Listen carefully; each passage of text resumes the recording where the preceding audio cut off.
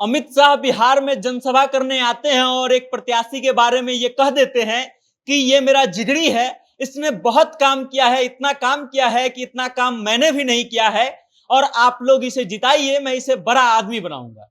जब से अमित शाह उस प्रत्याशी के बारे में ये कह के गए हैं, उस प्रत्याशी को लेकर के लगातार कयास लगाया जाने लगा है कि अगर भारतीय जनता पार्टी तीसरा टर्म सरकार बनाने का काम करती है तो इस प्रत्याशी को बड़ा पद दिया जाएगा।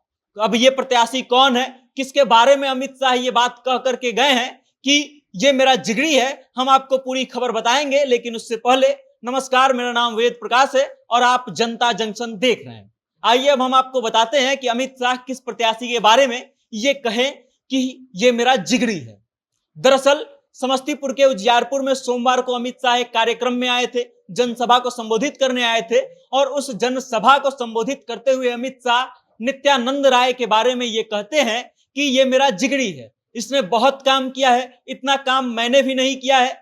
अमित शाह कोविड के समय का जिक्र करते हैं और कहते हैं कि कोविड काल में मैं तो बीमार पड़ गया था, इसी ने सब संभाला है। और उसके बाद ये कहते हैं कि आप लोग इसे जिताइए, मैं इसे बड़ा आदमी बनाऊंगा। जब से अमित शाह ये बात कह करके गए हैं कि मैं इसे बड़ा आदमी बनाऊंगा, नित्यानंद राय के नाम को लेकर के लगातार चर्चाएं शुरू हो गई है कि नित्यानंद राय को भारतीय जनता पार्टी के तीसरे कार्यकाल में बड़ा पद दिया जा सकता है। अब आप समझिए कि नित्यानंद राय वर्तमान में अमित शाह के सहयोगी के रूप में काम करते हैं। गृह मंत्रालय के अंदर ही उनको गृह राज्य मंत्री का दर्जा दिया गया है, वो अभी अमित शाह के सहयोगी के रूप में काम करते हैं और इसीलिए अमित शाह ये कहते हैं कि कोविड के समय में मैं बीमार पड़ गया था और सब इसी ने संभाला है। आगे अमित शाह कहते हैं कि इतना काम तो मैंने अपने क्षेत्र गांधीनगर में नहीं किया है जितना नित्यानंद राय ने उजियारपुर में किया है। अब आप इस चीज को समझिए कि नित्यानंद राय बड़े कद के नेता हैं, बिहार में भारतीय जनता पार्टी के अध्यक्ष रह चुके हैं कुछ समय के लिए। जब नित्यानंद राय के बारे में अमित शाह ये कहते हैं कि ये मेरा जिगरी है और इसे बड़ा आदमी बनाऊंगा, तब से ये कयास भी लगाया जाने लगा है कि कहीं ना कहीं भारतीय जनता पार्टी और अमित शाह यादवों को साधने के लिए ये बात बोल करके गए हैं। उसके अलावे चर्चा इस चीज की भी तेज हो गई है कि अब जो है नित्यानंद राय को कौन सा बड़ा जिम्मेदारी दिया जाएगा चुनाव के बाद।